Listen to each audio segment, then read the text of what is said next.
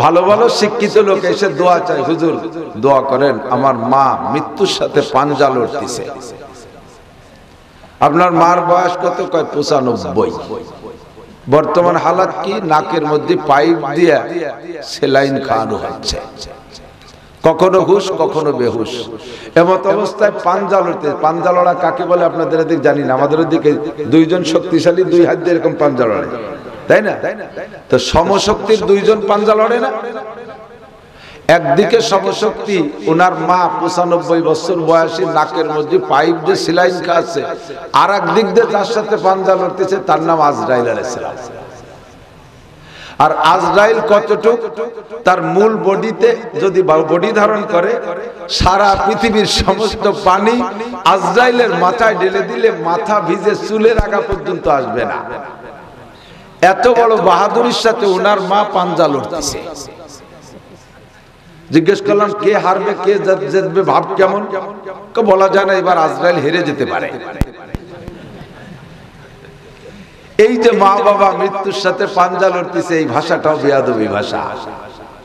মৃত্যু সজ্জায় শায়িত, দোয়া করেন যদি হায়াত থাকে বেঁচে যাক, যদি সুস্থতা মঞ্জুর থাকে তাহলে আল্লাহ বাঁচায় দিক, আর সুস্থতা মঞ্জুর না থাকলে আল্লাহ রহমতের কোলে ইমানের সাথে তুলে নিক। দোয়া চাবেন এভাবে, ঠিক না?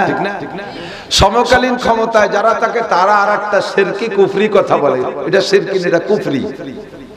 সমকালীন ক্ষমতায় যারাই থাকুক, আমি বাংলাদেশের কোন দলকে সাত দোয়াতে তলিরাটি বলতে পারি না। যারা যখন ক্ষমতায় থাকে তারা তখন বলে দেশে যদি ফসল ভালো ফলে, কি বলে? আমরা এবার দেশে বাম্পার ফলন দিয়েছি। কয় কি কয় না? এরি ধান বাম্পার ফলন, গোল আলু বাম্পার ফলন, পাট বাম্পার ফলন, পেঁয়াজ রসুন বাম্পার ফলন আমরা দিয়েছি। তো ইরিদান বাম্পার ফলন দিলে, বাম্পার মানে কি তা জানি না, আমি বুঝি যে বাম পা দিয়ে ফলাইছে। তাহলে তোমার বাম পায়ে যদি এত শক্তি হয় যে এত ইরিদান ফলাইলে যখন ঝড় আর শিলা বর্ষণে ধ্বংস করে দেয়, সে সময় ডান পা দিয়ে ঠেকাইছে। কথা কন না কেন? যেহেতু ডান পা দিয়ে ঠেকাতে পারো না, কাজেই তুমি বাম পা দিয়ে ফলাতেও পারো না। ফলাই কে? কিছুদিন আগে মরিচের কেজি 500 টাকা, আর এখন 60 টাকা বাড়ি বাড়ি আগায় দেয়। এটা কি তোমার বাম্পার ফলন না ডাইন পার ফলন? কার ফলন? ওয়াফিস সামা'i রিজকুকুম ওয়া মা তুআদুন। তোমরা দুনিয়া থেকে কেউ কিছু করতে পারো না, সব রিজিকের ফলন আসে আসমান থেকে। রুজি কোথা থেকে? আসমান থেকে। আল্লাহ হার গুলেরা রঙ বুয়ে দেগারাস, প্রত্যেক ফুলের রং আর ঘ্রাণ। এই জায়গা যদি সবগুলো সাদা ফুল হতো তাহলে কি ঢক হতো? একটা লাল, একটা হলুদ, একটা সাদা, একটা ছোট, একটা বড়, সব মিলে একটা সুন্দর সাজছে। প্রত্যেক ফুলকে তার নিজ নিজ রঙে আর ঘ্রাণে মজা লাগে। আল্লাহ তাআলা মানুষের মধ্যেও এরকম রং আর ঘ্রাণওয়ালা আলাদা আলাদা মানুষ রেখেছে। নইলে এক বক্তাই হযরত মাওলানা সাইফুল ইসলাম সাহেবই বয়ান করে শেষ করে দিলি হতো। আমার আবার দরিদ্রে টানি টুনি আনার দরকার ছিল না। আরো বাড়ি গোপালগঞ্জ, শুনি অনেকেরই মেজাজ খারাপ ঠেকতেছে। আস্তাগফিরুল্লাহ। পাবনায়ও আমলিগ আছে না নাই? গোপালগঞ্জেও বিএনপি আছে না নাই? গণতন্ত্রের দেশ, সবাই সব জায়গাতে যার যার স্বাধীনতা ব্যক্ত করতে পারবে। তা না হলে গণতন্ত্র কি? তা না হলে স্বাধীনতা কি? আপনি এভাবে চোখ কাটাবেন কে? আমিও বিএনপি দেখে রাগ হব না, আপনিও আমলিগ দেখে রাগ হবেন না। যার যার কায়দায় তার তার লড়াই করতে থাকেন। আল্লাহ যার কপালে ওই কি বলে সেই সোনার কবুতর যার ভাগ্যে রাখছে সে হাতে পাবে, আর যার ভাগ্যে নাই সে ব্যর্থ হবে। কথা কোন ঠিক না?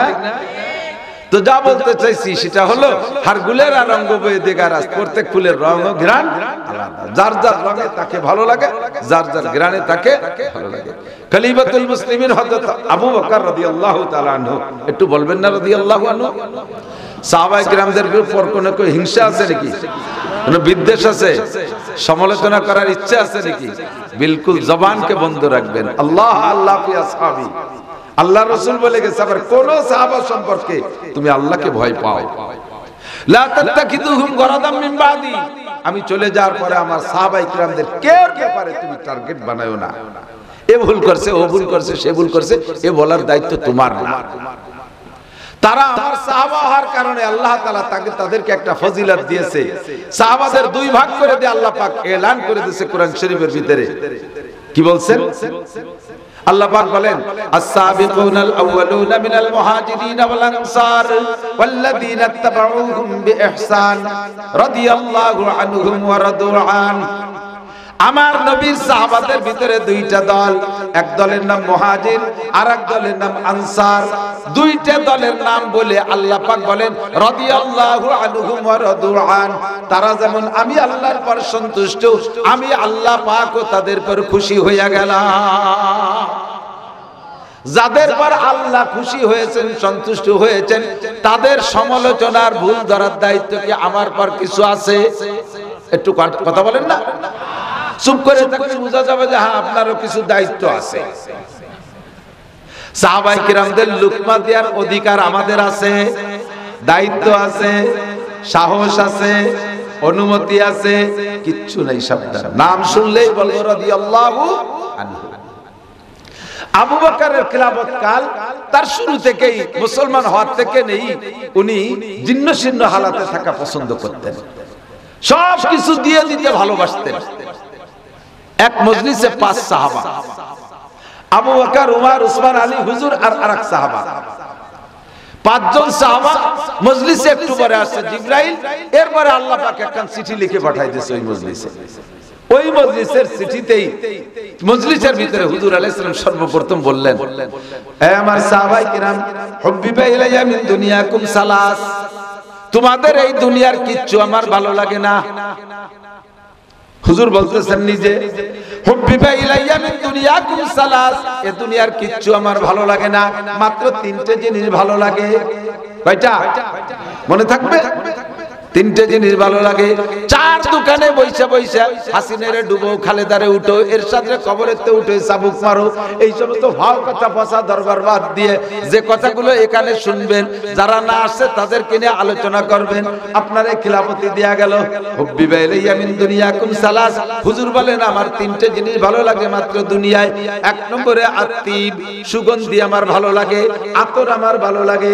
2 নম্বরে আলমার আত, নারী জাতি আমার ভালো লাগে, নারী জাতি আমার ভালো লাগে।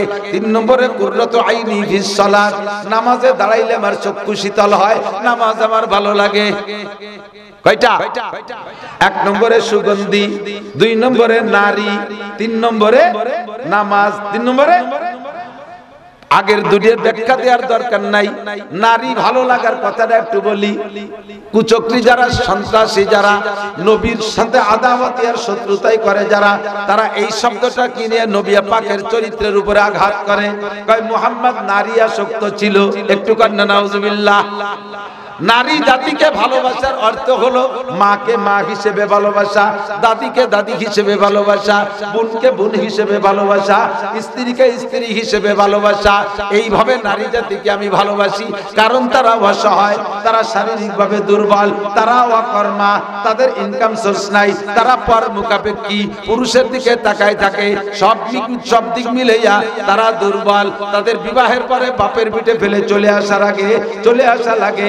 ভাইয়ের বন্ধন, মায়ের বন্ধন, ছোট ছোট ভাই বোনগুলো কান্দে, আব্বা মা কান্দে, নিজে কান্দতে কান্দতে সব ফেলে রেখে চলে আসা লাগে স্বামীর ভিটায়। এই জন্য তাদের প্রতি আমার মায়া বেশি। কথা কোন ঠিক কি ঠিক না? ফাকামা আবু বকরিন, আবু বকর দাঁড়িয়ে গেলেন। ফাকালা সাদাকতা ইয়া রাসূলুল্লাহ, ওগো আল্লাহর নবী আপনি সত্য কথা বলেছেন। আপনার জীবদ্দশায় 3টে গুণ আমরা উপলব্ধি করেছি, এই 3টে জিনিস আপনার মধ্যে দেখেছি। ওয়া হুব্বিবা ইলাইয়া মিনাদ দুনিয়া সালাস, তবে এই দুনিয়ার আমারও 3টে জিনিস ভালো লাগে। নবী পাকের সাথে 3 মিল করে আবু বকর। ওয়া হুব্বিবা ইলাইয়া মিনাদ দুনিয়া সালাস, আমারও দুনিয়ায় কিচ্ছু ভালো লাগে না, মাত্র 3টি জিনিস ভালো লাগে। 1 নম্বরে আন-নাজরু ইলা ওয়াজহিকা, আপনার নুরানি চেহারার দিকে তাকিয়ে থাকতে ভালো লাগে। আমার ক্ষুধা থাকে না, রহমতে আলম নবীর চেহারার দিকে তাকাইলে আমার পিপাসা থাকে না। আমি বছরের পর বছর রোজা থাকতে পারি, শুধু আপনি আমার সামনে বসা থাকবেন, আপনার চেহারার দিকে তাকিয়ে থাকবো। সেহরিও খাবো না, ইফতারও করবো না, আমি একের রোজায় জীবন কাটাই দিতে পারি। আমার টেনশন থাকে না, দুঃখ থাকে না, অভাব থাকে না। আপনার চেহারার দিকে তাকাইলে এইটা হলো আমার 1 নম্বর মুহাব্বতের। 2 নম্বরে আন-নাজরু ইলা ওয়াজহিকা, 2 নম্বরে ওয়া ইনফাকু মালি আলা আমরিকা। আল্লাহ আমারে যা কিছু সম্পদ দিয়েছে আপনার অর্ডারে সব সম্পদ, আপনার হুকুমে, আপনার নির্দেশে আমার সম্পূর্ণ সম্পদ আল্লাহর রাস্তায় খরচ করতে ভালো লাগে। তবুকের যুদ্ধে হযরত আবু বকর সব কিছু নবী পাকের সামনে জমা দিয়া, উলামায়ে কেরামের কাছ থেকে শুনেছেন, কেউ বলে খেজুরের পাটি, কেউ বলে সালার চট কইরা, জুমার দিন কালেকশন ছিল, সব নবী পাকের কাছে জমা দিয়া সালার চট অথবা খেজুরের পাটি পইরা আবু বকর মসজিদের দিকে যায়। আল্লাহু আকবার। জিবরিল আলাইহিস সালাম নবী পাককে আগায় নিতে আসছেন মসজিদে। আগায় নিতে আসছে, জিবরিলের পরনে সেম আবু বকরের যে পোশাক জিবরাইলেরও তাই। জিবরাইল এমন পোশাকে কোনোদিনও নবী পাকের কাছে আসেন নাই। আজকে এই পোশাক দেখে হুজুর বলেন, জিবরাইল ফামা বালুক, ও জিবরাইল তোমার সেই দামি দামি পোশাক কোথায়? আজকে তুমি সালার চট খেজুরের পাটি পরে আসছো কেন? জিবরাইল কা হুজুর শুধু আমি না, আসমানের নিচে জমিনের উপরে যত ফেরেশতা আছে সমস্ত ফেরেশতাদেরকে আল্লাহ পাক অর্ডার করেছে আজকে আপনার আবু বকরের অনুসরণে সকলকে এই একই পোশাক পরতে হবে। আপনি মসজিদে গিয়ে দেখেন আপনার আবু বকর তার পরনের কাপড়টা তবুকের যুদ্ধে জমা দিয়া সে একটা সিড়া চট পইরা অথবা একটা সিড়া খেজুরের পাটি পইরা মসজিদে আসছে, ওর কারণে সব ফেরেশতা একই অর্ডারই হয়ে গেছে। আল্লাহ। 3 নম্বর হলো আইয়াকুনা বিনতি ফি বাইতিক। আবু বকরের 3টে ভালোবাসা। 1 নম্বরে হুজুরের চেহারার দিকে তাকায় থাকা। 2 নম্বরে আপনার হুকুমে সব মাল আল্লাহর রাস্তায় খরচ করে দেওয়া। আমি ভালো খাবো না, ভালো পরবো না, দুনিয়ার খাওয়া আমি চাই না, আমি চাই আখিরাতের খানা। কথা কন না কেন? আমরা দুনিয়ার খানা বেশি চাই না আখিরাতের। দুনিয়া কোনো মতে বেঁচে থাকতে পারলেই যথেষ্ট, চাই তো মূলত আখিরাত। আবু বকর কয় দুনিয়া চাই না, আখিরাত চাই। 3 নম্বর যেটা দাবি করলেন আমার দিক, আইয়াকুনা বিনতি ফি বাইতিক। নবী পাক যেদিন বলে যখন বলেছেন আমার স্ত্রী ভালো লাগে, নারী জাতি ভালো লাগে, তখন হুজুরের ঘরে কোনো স্ত্রী নাই। এর কিছুদিন আগে খাদিজা মারা গেছে। খাদিজা মারা যাওয়ার আগে, আয়েশার আগে নবী পাক কেউকে বিবাহ করেন নাই। আজকে হুজুর বললেন নারী জাতি ভালো লাগে। 3 নম্বর আবু বকরের ভালোবাসা যেটা সেটা বললেন, সেটা কি? আইয়াকুনা বিনতি ফি বাইতিক। আপনার যেহেতু স্ত্রী ভালো লাগে আর স্ত্রী আপনার নাই, আমার একটা মেয়েকে যদি আপনার স্ত্রী বানায় দিতে পারতাম তাহলে আমার দিলটা ঠান্ডা হয়ে যাইতো। আয়েশার বয়স মাত্র 6। কয় বছর? 6 বছর। দিনের বেলায় আলোচনা শেষ, রাতের বেলা ঘুমিয়ে গেছেন আবু বকর, হুজুরও ঘুমাইছেন। নবী পাক স্বপ্নে দেখতেছেন ফাজা জিবরাইল, জিবরাইল আসছে, আয়েশা হুজুরকে স্বপ্নে দেখাচ্ছে একটা রেশমি কাপড়। হুজুর ইয়া রাসূলুল্লাহ লা হাযা, হুজুর এর দিকে তাকান। ফানাজার রাসূলুল্লাহ সাল্লাল্লাহু আলাইহি ওয়াসাল্লাম, হুজুর তাকাইলেন, হুজুরকে বলতেছেন আতাদরি মান হাযিহি, এই রেশমি কাপড়ে আয়েশার ছবি বানাই নিয়ে আসছে জিবরাইল। আয়েশা বলতেছে আতারিফু মান হাযিহি, চেনেন মেয়েটাকে? হুজুর বলতেছেন সাতাকুনু বিনতে আবি বকর আয়েশা, আবু বকরের মেয়ে আয়েশার মতো মনে হয়। ফাকালা সাদাকতা, হুজুর ঠিক আছে। আর বাড়াই নাই। পরের রাতে আবারও একই স্বপ্ন, পরের রাতে আবারও একই স্বপ্ন। 3 দিন দেখাইছেন যাতে চিনাচিনির ভিতরে কোনো ত্রুটি না থাকে, চিনাটা যাতে সঠিক হয় আর হুজুরের পরিচয়টা যাতে পূর্ণ হয়। 3য় রাতে জিবরাইল এবার হুজুরকে প্রস্তাব দিচ্ছেন, আতুহিব্বুহা ইয়া রাসূলুল্লাহ, হুজুর মেয়েটারে পছন্দ হয়?